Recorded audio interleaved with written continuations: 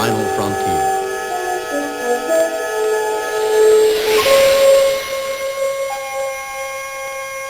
These are the voyages of the starship Enterprise. Its 5-year mission, to explore strange new worlds, to seek out new life and new civilizations, to boldly go where no man has gone before.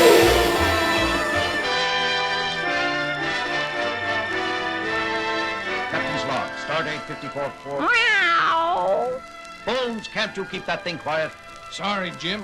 Doesn't like the cage. Captain's log, stardate 5440.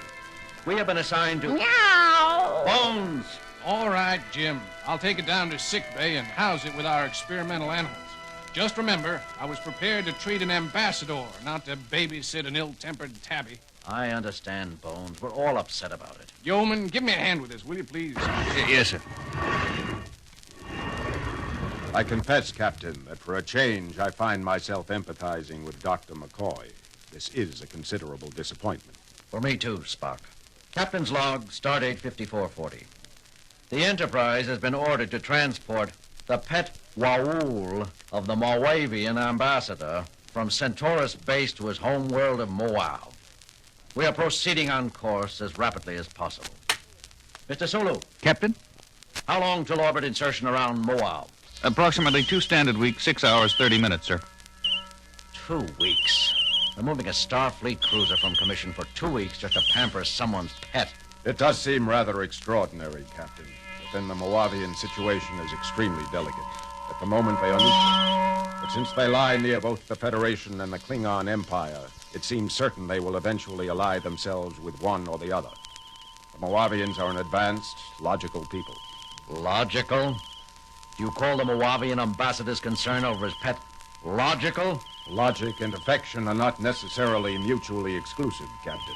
I speak from personal experience. I had a pet Sailot once that... Maybe so, Spock, but when you expect to play host to a full ambassador and find yourself carrying a cross between a nervous bobcat and a furry lizard... Kirk here. Jim, you were worried about this being a dull trip? What's happened, Bones? Yeoman Prentice and I were moving the Moauv into sick bay.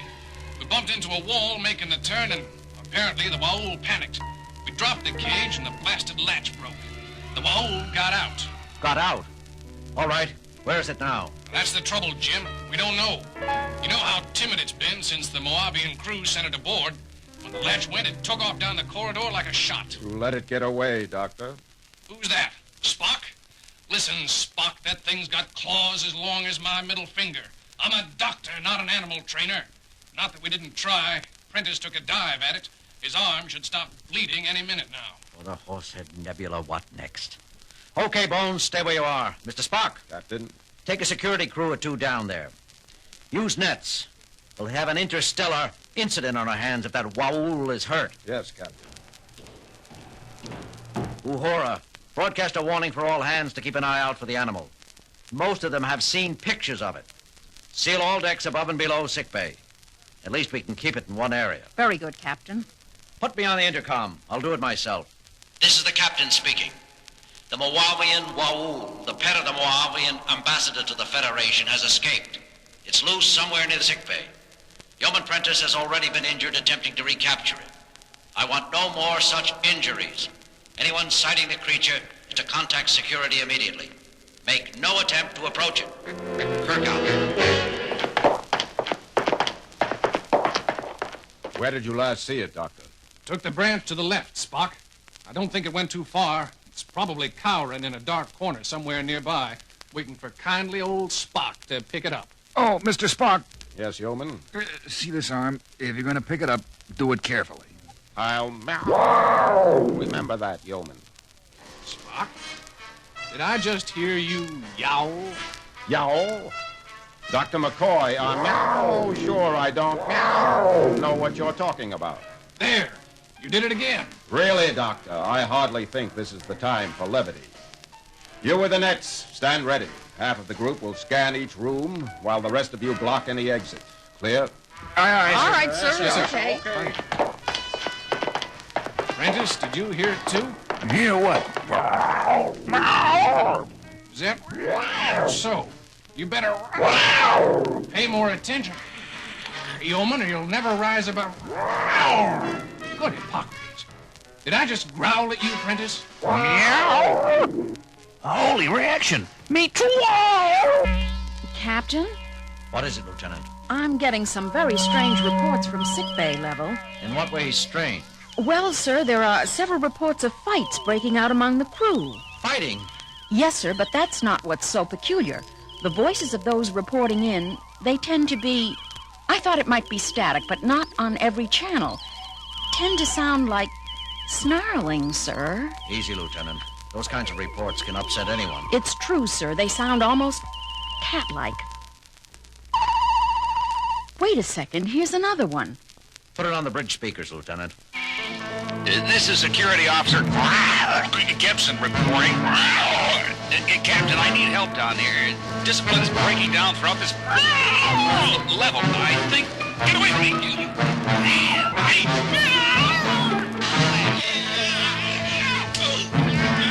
Gibson, this is the captain speaking. Report. That's enough, Lieutenant. Monitoring all calls. Refer them to security. Aye, sir. What do you make of it, Mr. Sulu? I don't know, sir. I never heard anything quite like it.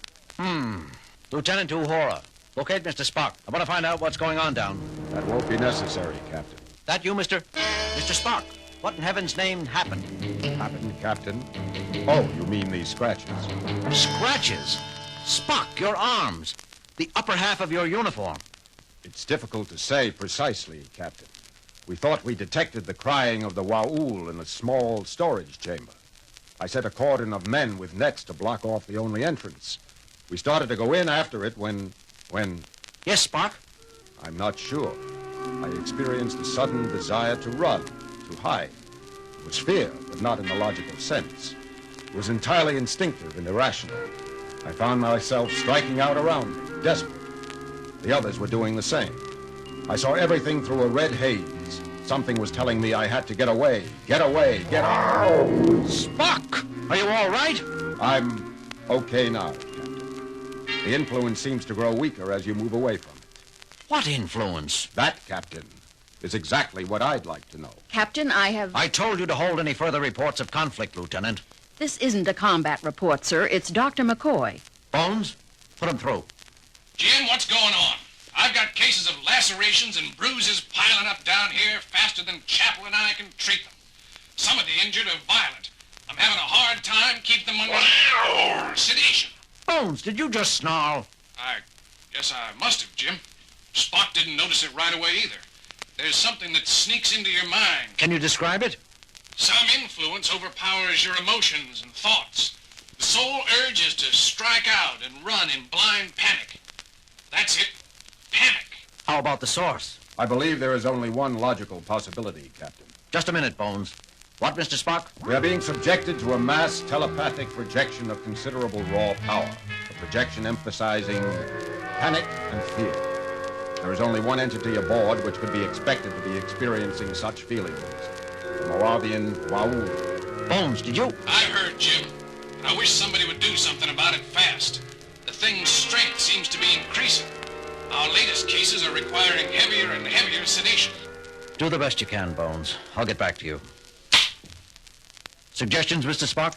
We have little information on Moauv and less on this creature. I recommend contacting the Waul's owner for instructions. The ambassador? Spock, you know I can't do that. Moauv is a diplomatic flashpoint. If we get in touch with them and confess we can't even handle a single pet, what are they going to think of our capabilities? More than they will if we never arrive. What do you mean, Spock? I can feel it again, Captain. The influence. Dr. McCoy is right, as far as he goes. As the violence around it increases, the Moauv becomes more frightened. The more frightened it becomes, the stronger its defensive projection grows. We could lose control of the Enterprise. You really think it could go that far, Spock? You see, Captain, soon even coherent speech will become impossible. Lieutenant Uhura, contact Moauv. Get us through to the ambassador to the Federation. Do it yourself, Captain. Uhura, I'm sorry, sir. Something just... forget it. I have contact, sir. Put him on the screen. This is Ambassador Moauv speaking. Your trip is proceeding pleasantly, Captain? I'm afraid not, Mr. Ambassador. We have a bit of a problem. Your pet was accidentally set loose on board a little while ago. He was? Escaped? Captain, I'm shocked. Not as shocked as I am at you, Mr. Ambassador. Do you know that it's against Federation law to transport an animal which can endanger the lives of a crew without suitable pre-notification? But, Captain Kirk, Ewas is no danger if he is kept in his cage and properly treated. You didn't plan all this then? Plan, Captain? I don't know what you mean. It would be an excellent way of testing our mental strength.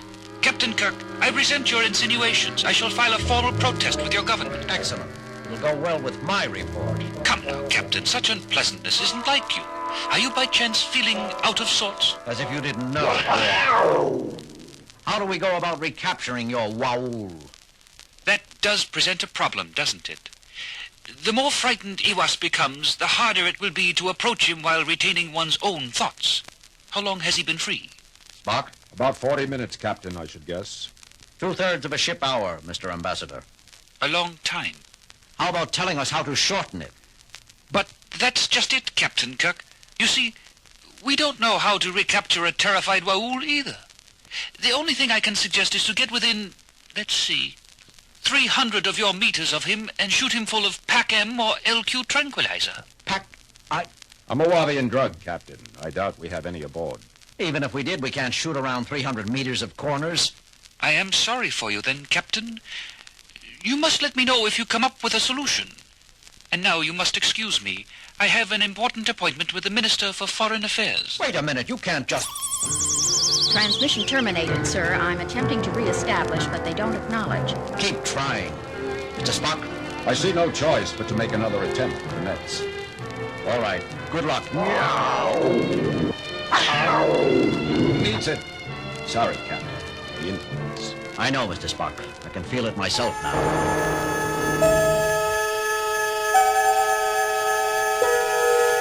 Space, the final frontier.